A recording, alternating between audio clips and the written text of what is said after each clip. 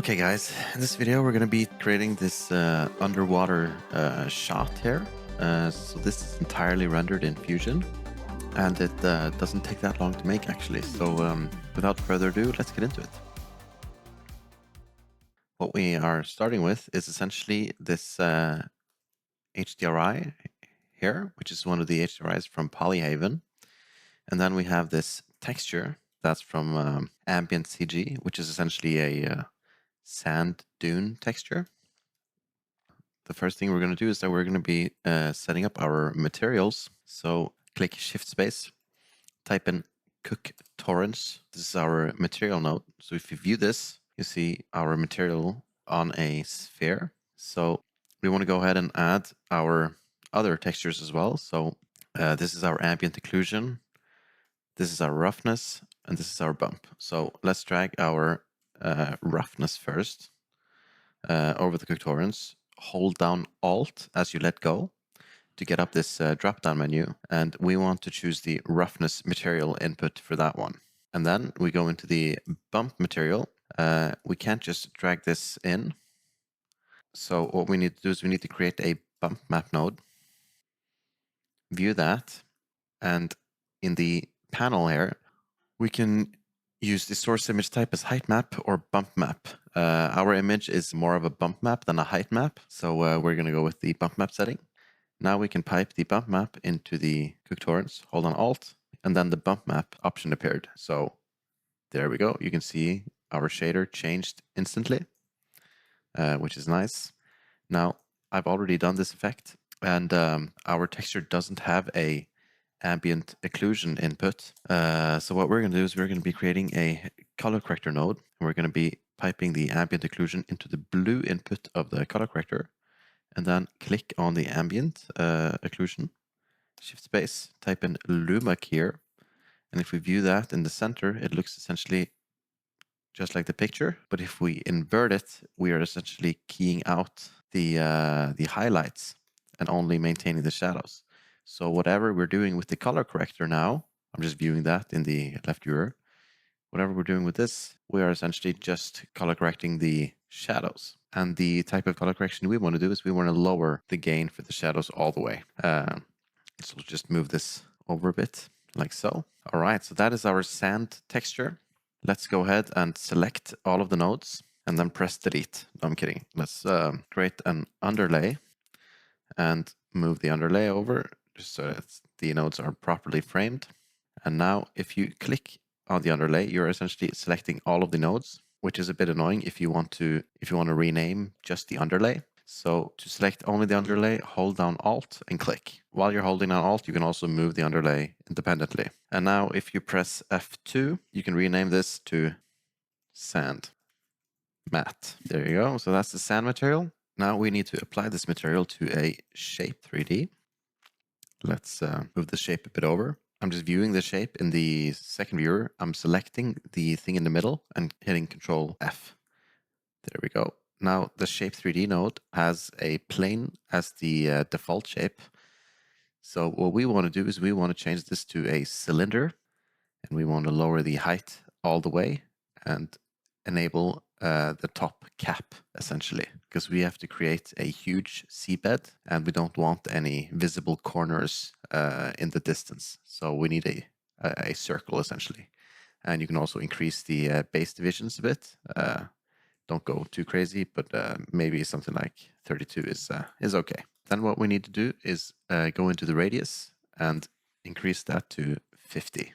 There we go. Now we have a decent seafloor. However, there's just one problem, and that is that the texture on the geometry is too large, so we need to scale it properly. So move this over and let's tile the textures, and we're doing that by using a texture 2D. And I'm thanking Pirates of Confusion for this tip. All texture 2D nodes has to be the last node that goes into the material. Okay, so let's view the texture 2D, and we can come into the UV scale here, and we're going to set it to something like 25, 0.25. There we go. And now you can see our texture became completely weird. So to quickly fix this, just choose the wrap mode wrap. There we go. So that was a pretty quick fix for that. And now we can copy some instances. So click on the texture, Control C, and then Control Shift V to create an instance. So whatever you do in the texture with the settings, this will inherit it. So pipe that into the roughness. In a perfect world, we would be able to do this with the bump texture as well, but sadly, that's not possible. So what we need to do with the bump is we need to make a texture transform. And this needs to come after the bump map node. So in the texture, view that, go into the scale, and just scale it as you would the UV, 0.25, 0.25. And then to wrap it, like we did the other node, we need to go into the bump map and select the wrap mode here. So choose wrap. There we go. And now if you look at the material, we have a tiled material. And if we turn these off, you can see before and after, and it's quite a huge difference. So yeah, that's our floor setup. Now let's go ahead and create the background. So we need to add in another shape 3D. Move this up here. This time we're going to be choosing a sphere shape, and we're going to increase the radius to the same as the floor, so 50. Oh, and to put these different shapes into the same 3D space, create a merge 3D. Just move that over a bit, and then we pipe this shape 3D in there. So there you go. And now if we pipe this HDRI into the shape, you can see the shape took on the texture as well. There's just one problem, and that's that the sphere is essentially covering our entire scene. To quickly fix that, come in under visibility, and then cull faces, choose front. There we go. So now our front faces are always culled, and all we can see is the back faces. The next step is to add some reflections to our ground. So what we're going to do is we're going to be creating a reflect node. We're going to put it between our material and our shape.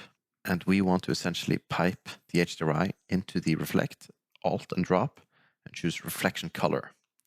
So now you can see our ground has a sort of reflection. There's just one very obvious problem, and that is that the texture on the ground and the texture on the sphere is not matching. Neither is the reflection moving as I'm turning around. So what we got to do is we got to create a sphere map node, and we got to drop that up here in the pipe. And then this sphere map is what we want to feed into the reflect. So reflection color material in the alt drop-down menu. There we go. Now you can see that our plane is reflecting the same background as the sphere, and they're all in the same place too, which is nice. So if you want to rotate the background, you just come into the sphere map and you rotate them here, and you rotate both of them at once, which is nice. Okay. While we're here, let's just quickly have the HDRI selected. Type in CC in the shift space menu, and then we can lower the gain quite a bit just to get back some detail in the background there. So that is our seabed done. Now let's create a render 3D to essentially produce an image from this. And if we view the render, we get a pretty standard view here. And also let's add in a camera 3D so that we can change the view. So let's view the Merge 3D in the left window now. So let's raise the camera up a bit, and let's pull it back a bit as well. Yeah, something like that. Now you're probably wondering, how is this going to become a underwater scene with the sky and everything? Well, by using a volume. So in the renderer, also quickly, just for performance, I like to switch out the software render with the hardware render. And since we are in the hardware render, we have to choose the maximum texture depth. And I like to go all the way, so let's go float 32. And then in the image, quickly just change the depth to float 32 and change the resolution to whatever you want. I'm going to go with 1920 by 1080. And then come back into the controls tab. In under output channels, we need to enable the world position. Then what we need to do, essentially create a VolumeFog node, view it, and this is not a correct image yet. To get the VolumeFog behaving like we want it to behave, we need to pipe this merge here into the pink input of the VolumeFog node.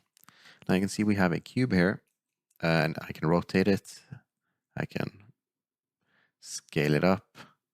It's a 3D volume essentially, but since our scene is a sphere and not like a hallway or something, we're going to go with our shape as a sphere, like so.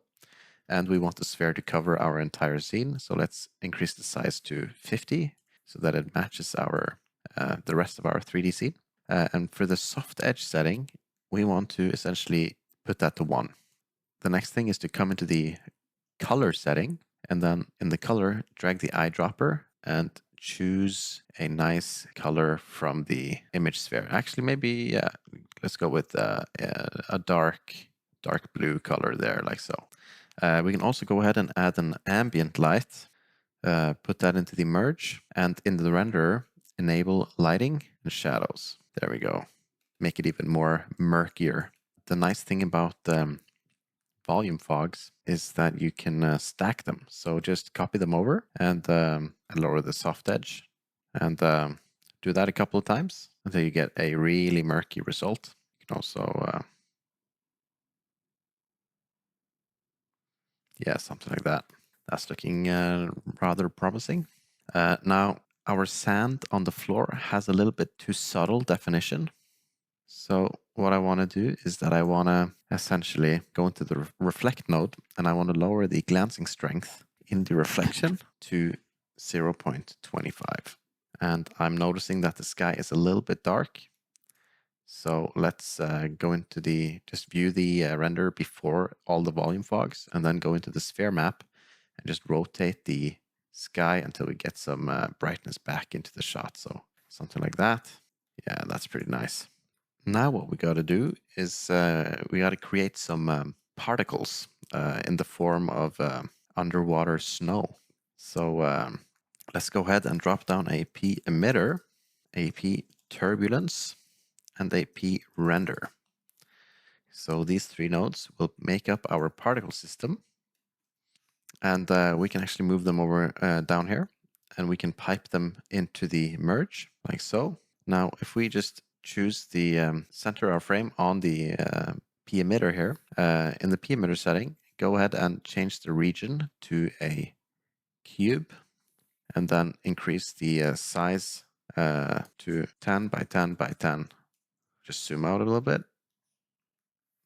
And if we view this merge here now, you can see our emitter is not very big. So I think I'm just going to use this, I'm just going to scrub it here. So I actually think that we can, we're going to change the size to 30 by 15 by 30. And we can move the emitter to essentially touch the tip of the camera. Actually, let's increase the depth to 40 and place it so that it's just touching the camera edge like so. Okay, so now for the particles themselves, let's just go a bit closer. Now, if we come into the Style tab here, this is where we choose the look of the particle, and we want to go with the N-gon and choose a round soft particle, maybe this one or this one, depending on your preference, really. When you've chosen your preferred N-gon type, go ahead and lower the N-gon startiness all the way, and then in under size controls, increase the size a little bit. Now, if we just let it play, you can see our particles are spawning quite a bit. You can also go into the render, P-render, and pre-generate frames. Yeah, pre-generate 50 frames so that particles are in view at all times. And with the hardware render, there is an artifact with the particles where if they are overlapping, they create these jagged edges in between each other. And the way to do that is change the transparency setting from CBuffer to either sorted or quicksort. Now, quicksort is the fastest of the two, so we're going to go with that, and the results are basically indistinguishable in this use case. Okay, next thing we want to do is we want to go into the color controls. Click on the color, you get this pop-up window, and you want to type in these numbers to get the color that I've pre-selected essentially. And then what we want to do is we want to go into color variance, and then the alpha variance, drag that halfway to the right. And then you can come back down into the size and scale them accordingly so that they look like water, snow. They are a bit dark now, but don't worry, we're going to fix that later. Also increase the size variance. We're going to have the size variance to 0.02 and the size to 0.0025. Okay, that's a little bit small. Maybe we remove a 0 from that. There we go. Maybe that's nice. Actually, let's go with 0.015. That's looking good. Go into the fade controls, add 0.2 in the fade in, and then in the fade out, put that to 0.8. And this is so that when the particles are spawning, they are fading in and fading out as they die instead of popping in. Now, the next thing for us to do with the particles is to go into the P turbulence. And in the P turbulence, let's increase the density to 100. And let's move these sliders to somewhere in the middle. And the strength over life, let's lower that to somewhere like that. There we go. You can also increase the, if you go back into the emitter and then the controls, increase the number to 400. There we go. Actually, we can increase the P turbulence thing, pull the C1 as well into the, there we go. Okay, that's underwater snow. Now, you can see that these particles are dark. And the reason for that is because they are in a 3D merge where we have enabled lighting. And what we want is to have these particles rendered out as their own separate image.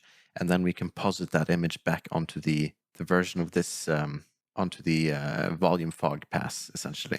So let's just let's just select all these 3 particle nodes, just move them up here a bit. And then after the P-render, add a merge 3D, add a renderer 3D, and same as before, change the render to hardware, and then maximum texture depth, float 32, and the transparency, change that from cbuffer to quicksort, and then we pipe this merge into that merge. And now you can see, since we don't have lighting enabled, you can see that the particles are looking very different. So to remove the environment but maintain the camera, we could just pipe the camera in also, and alt-click and hide connection.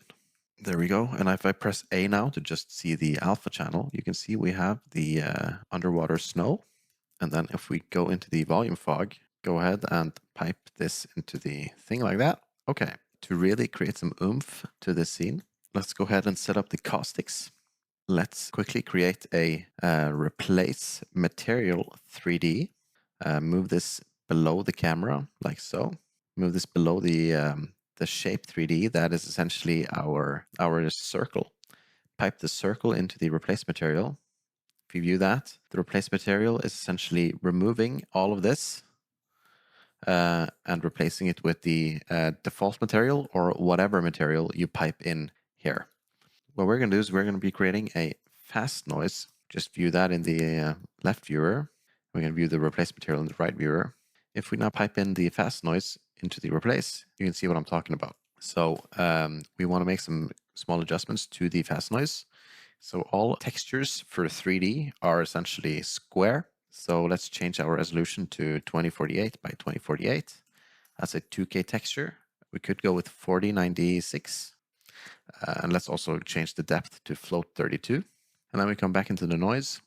We want to check these boxes here, both discontinuous and inverted. And then if we increase the scale all the way to 20 and we increase the seed rate to maybe 0.2. Oh, I mean, 4K textures are quite heavy, so it is recommended to work in something a bit lower and go up to 4K when you're ready to render, if you find the need. But okay, so we're going back to now. If we play this Caustics here, you can see there is some movements. Close this viewer here and just focus on the left viewer. Also, you can click proxy and auto proxy if you find that you're getting chuggy performance. It could be a bit faster. Caustics are usually a bit erratic. I mean, we could go with 0.3. That's probably fine. Okay, let's increase the detail a bit. Let's increase the detail, increase the contrast, and lower the brightness just a little bit, like so.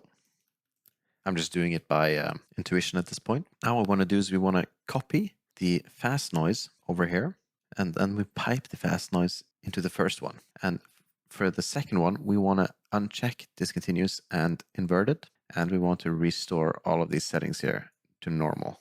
That way we are essentially randomizing the opacity of the caustics a little bit.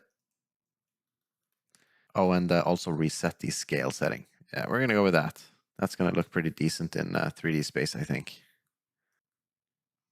Actually, lower the seed rate. You can half the seed rate by typing /2.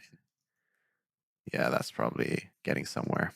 Now we need to add a ellipse mask to our texture. Add that to the second fast noise, and then just increase the size a little bit. And then we can feather the edge all the way.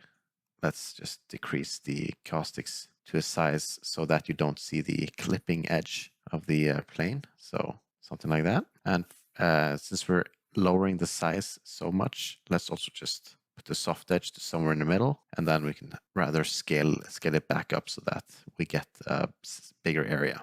Yeah, something like that.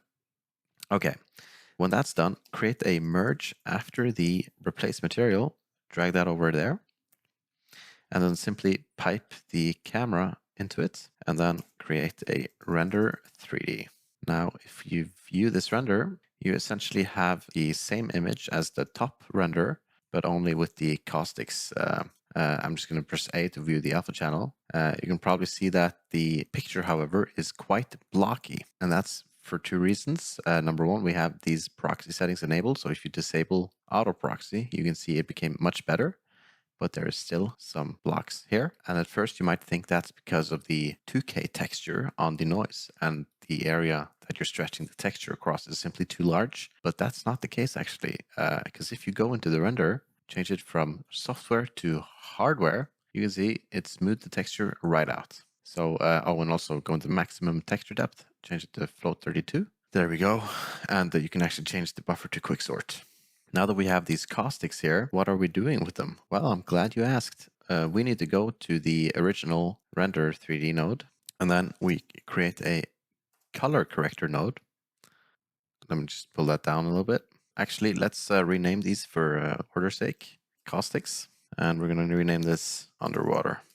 So pipe the caustics into the blue input of the color corrector, and if you view that, you can increase this to something like 2.5 maybe. Just view this last VolumeFog node here, and you can see that the caustics are a bit too blue. Caustics are usually a lot brighter than the water that surrounds it. All right, something like that. Maybe you can even increase it all the way. You're free to experiment as you see fit. Actually, let's delete this VolumeFog. It's a bit too harsh, I think. Yeah, let's just delete that one. So if we now view the merge with the particles, you can see we are getting somewhere. All right, I'm just going to pipe that up there like that. Okay, now what I want to do is we want to create some rays coming down and essentially causing the caustics. So to do that, create a merge after the VolumeFog nodes, and then after the caustics here, create a transform node, drag that over a bit. I'm just going to create a router here for symmetry's sake. So in the transform node we created, we're going to flip it like so. And then if we just merge it over and then we watch that node, we can see what we're doing. And then we're going to create some rays. If we just move this middle cursor here now. All right, let's just make some real quick adjustments to the rays here. So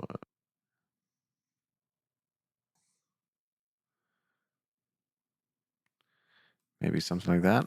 And if you go into the merger and just increase the burn-in, you'll see it a bit better.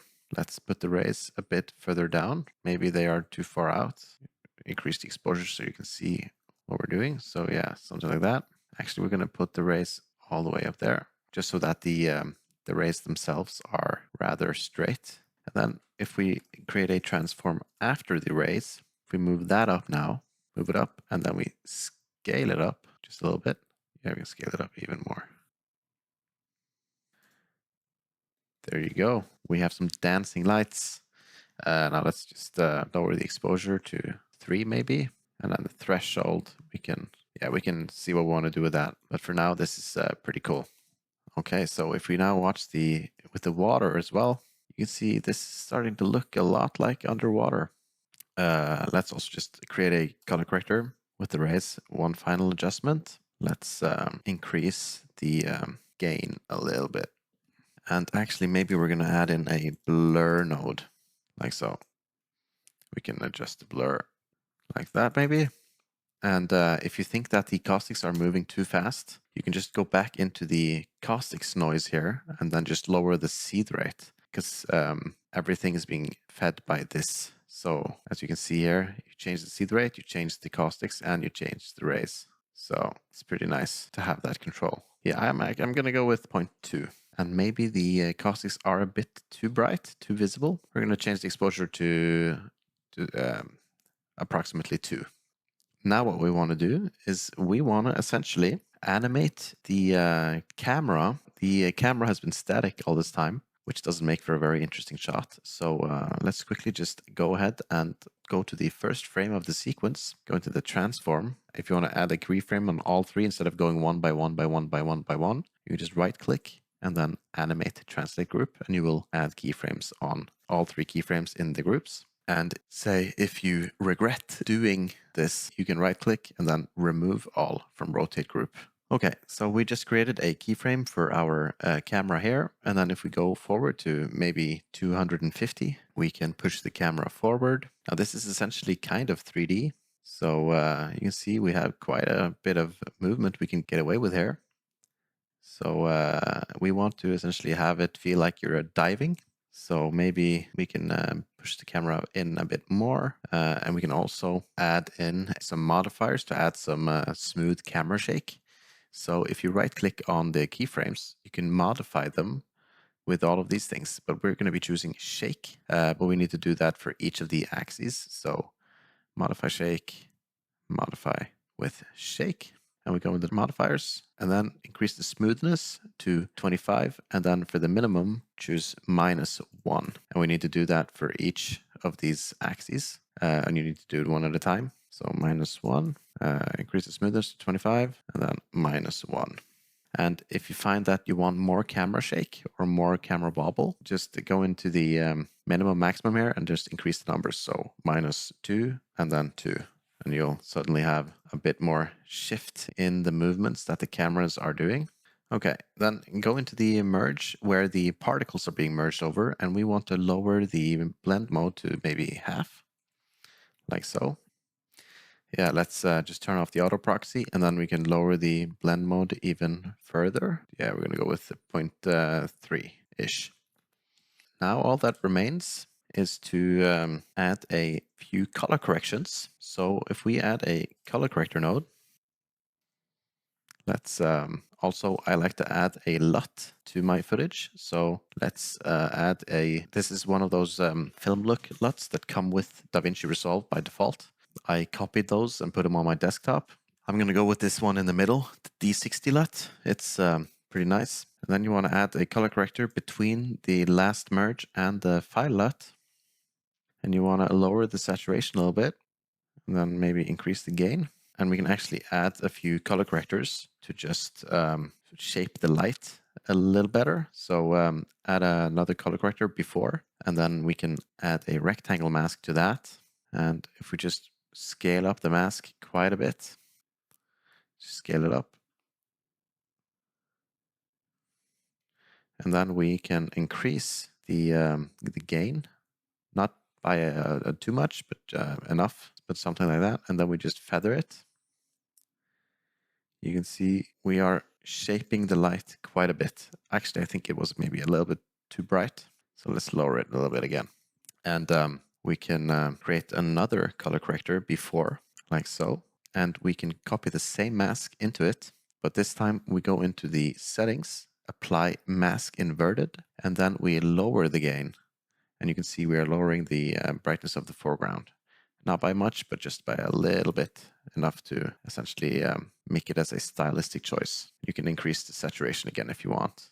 Okay, now let's also just quickly create a displace to add some distortion to the image as we are moving through the water. And for the displace, we are going to be using a fast noise, just pipe that in. And we just quickly want to create a bit of a mask here, like so, and then just increase the seed rate just a little bit. Something like that.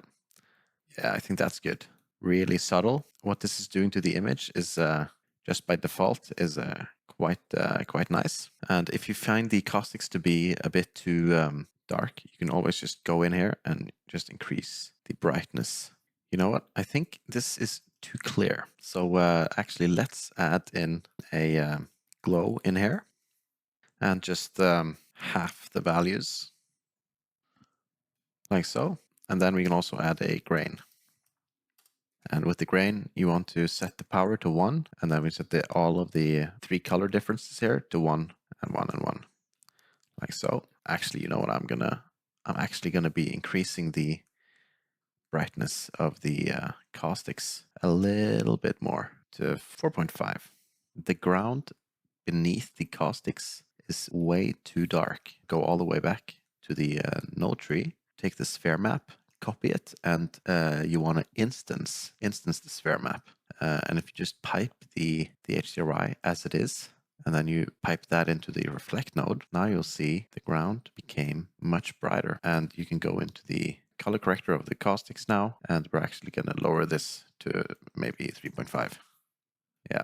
So yeah, you can keep refining it, and there's a lot of stuff you can do. But I think we are going to call it there.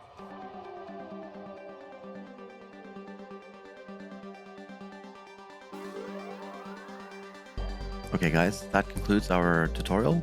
Hope you found it useful. Thanks for watching, and see you in the next one.